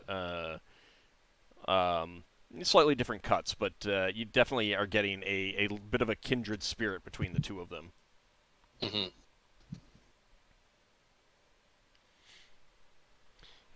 So, with them having introduced themselves and you guys having introduced yourselves, Priasant speaks to you, Braxon, and says, "Well, we received your sendings. Mentioned a dragon, which is exciting. Have you come up with any plans yet, or were you waiting for us before finalizing?" We were waiting for you, but we've got a couple of options possible. The thing we're probably going to go along with is landing some people on the planet and moving in across the terrain. We've scoped out a site that's close enough for us to land without hopefully being observed, where we can then trek across land. And we were thinking that if we shuffle some of our crew around, we could make sure there's people up here in case Red Njord's ship turns up if he's off planet, because we're not 100% sure on that yet, or to act as a blockade in case they try to escape. Okay. The other option would be trying to land our ships directly at the site, and that's probably less of an option because we've got that dragon defending the area. And there's you haven't identified the site yet, correct? We have identified the region. Yeah, it's a quite small area of the planet. It's on the it's in a mountain range. We've got the general heading to it. But you'd still need to find it once we got down there. Yeah. We have we actually have a device on board that's located it, but it's not precise enough to allow us to triangulate. Otherwise, what we do is we just fly around the planet and take a few headings. Understandable. I mean, we can't exactly get any closer because we'll be attacked by a dragon. Yeah, the planet has quite many dragons. We're limited to... They are very territorial. Moving on foot to avoid as many dragons as we can. Yeah. I mean, if I thought it was possible for us to get a decent heading, I'd suggest that we came down in the atmosphere in a few places and took a heading of where it was, try and triangulate where on the mountains to go. The plan is to... But I don't think that's an option, is it, Ald? I mean, it's an option. It just means that you'd be making yourself a big old target for both the pirates and dragons, so... Yeah. The plan for the main force is to go in on foot to try to attack the base. We're either going to make a deal to have some giants join us to flush them out and deal with the dragon, or depending on what we all decide together, we might try to make an alliance with... We might try to meet with another dragon on the planet and try to make an alliance to deal with the dragon that way. to occupy the other dragon. Yeah. I mean, at the end of the day, we don't really care for the dragons. I mean, it gets its own new territory. It keeps the other dragons, so we don't have to fight it. I mean, we're a lot of people, but a dragon's to a dragon. It breathes on one of us, we're dead. Yeah, but like if we try and negotiate with another dragon and it doesn't like us, it might attack us as well. So No, it probably will Yes, turn on us the there- moment the other dragon's dead. there is a risk that we end up fighting a dragon anyway. Yeah. And if we do a deal with a dragon, it might want to keep the dragon as treasure. And if we defeat the people that are fencing goods for Red Njord, we can get to keep his goods and either get them back for a finder's fee or get the money towards our venture. Well, we've got to split the money three ways, and it's up to Yeah, the people exactly. And how they do what they will with. Yeah. being good is good, but people need to be fed, Mm-hmm. and people have to pay for the repairs for their ships and stuff. Mm-hmm. So if we can avoid giving all the treasure to the dragon, I'd probably prefer to go down that route. The local giants that we friended offered us 3 experienced warriors to fight the dragons. Yeah. And Well, they, it was more and they they- offered some guides. Yeah, it Well, was guides, but the guides are experienced but warriors. but we don't want to get the guides killed if possible. We don't want to get any of us I mean, killed. we don't want anyone to get killed if possible. Mm. On And our we were- side. There's always a risk with this. and we're hoping to get input from both of your groups to hash out a workable plan, because we didn't want to make the decisions on our own without your input. All right. So after the that conveying of information, you can get a general feel for the Octave Arcane. Number one, Priacent will tell you that they have a helmswoman who would not be coming with them if they go down. She will stay on the ship and essentially act as the captain of the ship while these 6 go down. So you would not need to send anyone over to her vessel. Okay. Do they have crew still though? Oh yeah, it's a hammer ship. Yeah, they've got a right. regular. They've got They're training, like us, yeah, pretty much. Yeah. Got ya, And these are crew. This is a crew that's specifically willing to look for the Spelljammer. So they're probably a little bit more skilled than those would be. Those who would be on a sailing vessel. I mean, a trading vessel. Yeah. So you could they've certainly been leave them to- up here in command.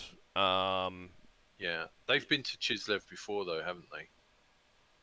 They have, but they haven't been to the parts that you're going to. They have not met. They've met No, some no, swamp that's- giants. Priacent would tell you.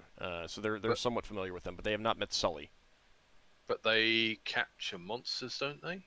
They don't capture monsters, but they are. I mean, they're an adventuring group that takes commissions based on, to get money to fund their research and search for the Spelljammer. Yeah, they Well- go around, they fight monsters, they do jobs for people, they get money. Yeah. Well, I think this I think you is- might be thinking of the Gatherers. Yeah, I'm mixing them up Gatherers. together. Yeah. Sorry. Yeah. Okay. So what I'm trying to ascertain is, it could be that we take all 3 lots down, us and the other 2 down. But I'm wondering, do they have more experience visiting planets than the Star Knights? I suppose the Star Knights all started off on Kryn, so they know what it's like being on it. I feel like the best. I think it would be best to take both groups with us to assault the base and allowing the crews to handle the ships? Yeah. Well, the Star Knights, we'd have to lend them some people to run their ship. That's fine.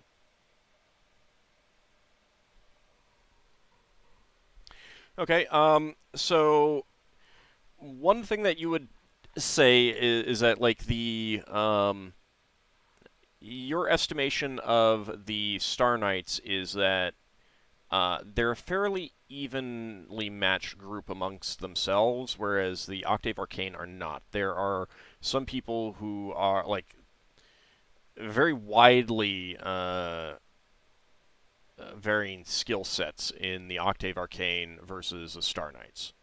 The Star Knights are basically like all fighters and stuff. Well, they're all knights. Yeah, The Octave Arcane has a variety of people and skill sets. One thing that Priacent will mention is because you would have mentioned that you're considering trying to get some dragons to turn against each other and Yeah. do that. She would say that it might be a good idea if one group is specifically sent out to try and recruit a dragon for that. That's a smart plan. It could be you. It could be the Star Knights. It could be them. I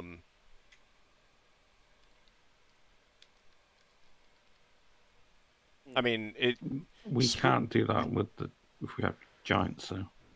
Yeah. Yeah. It's a. No, but hang on. We would explain that it's like we can't have the giants and a dragon. We would have to pick either take the giants with us or get a dragon to fight this dragon. Hang on. If there's 3 groups of us and we've got 3 guides with 3 groups, one group can. Well, it doesn't matter when a fight happens. We're all going to mix up. Hang on.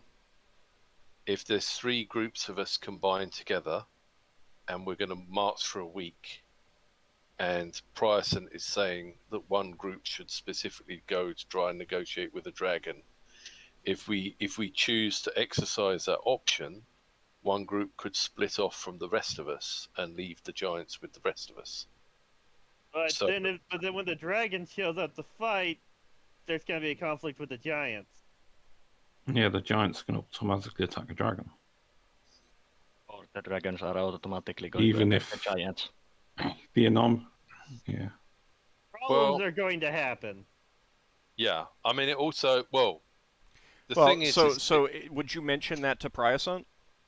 Yeah. Well, yeah, that's horrible. Yeah. So she will respond. She will respond. Well, don't you think the giants would rather fight a dragon that has already fought another dragon? Yeah. True. I mean, we can always cross that bridge when we come to it. I guess. Yeah. So, let's see. Which group do we think would be best to negotiate with the dragon? Yeah, well, obviously the Octave Arcane, considering they're the ones here, seem to be of the more creative. Yeah, I'll ask Priacent. So, what do you think the odds of your group negotiating with a dragon would be? Well, let's get the NPCs to negotiate with the NPCs. Yeah, that's just a die roll. At the end of the day, that happens off screen. I would be willing to give it a shot. I have not encountered too many dragons in my time. A radiant here or there, but never a groundling dragon to try and get them to work for me. Sounds rather exciting, actually. We've encountered a couple, but Yeah. our experience tends to be either they betray us and rob us, or we get into a scuffle with them and then figure out, oh wait, that's a good aligned dragon. I guess we'll make nice. Are you talking about the dragon that saved Lever's life that time? Yeah, the one that we tried. Which one? You mean Jill? No, yeah, but no, robbed no. us still. He's talking. She robbed so much out of us. He's talking. He's talking about the mithril dragon on Radal. Oh, the mithril dragon, the one that we attacked, and then realized, Well, no, it's on our side. Yeah, that Never one. wanted to cast lesser gears, and so it happened. Yeah, Hey, why not? we have an It worked. I think it would be best if the Octane Arcade handled this. We have a interesting track record with negotiating with dragons. Well, we convinced a dragon turtle to attack a group of bandits when it learned that the bandits were. Almost got our captain killed in the process. But it worked at the end of the day. It's the result that matters. That's true. Yeah. We're just saying this openly in front of them.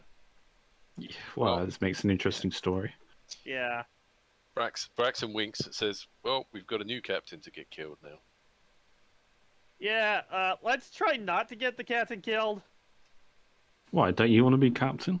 Yeah, but you're No. captain next. I'm actually fine being second in command. I don't want to handle all the responsibility. So, you have some new ideas presented, and to give you guys some time to consider that and consider other questions that you might have, let's go ahead and take our break here. Yeah. So we'll be back in about 10 minutes, and let you guys kind of formulate some plans and maybe actually implement them. Yeah. So we'll be back in about 10 minutes, everyone.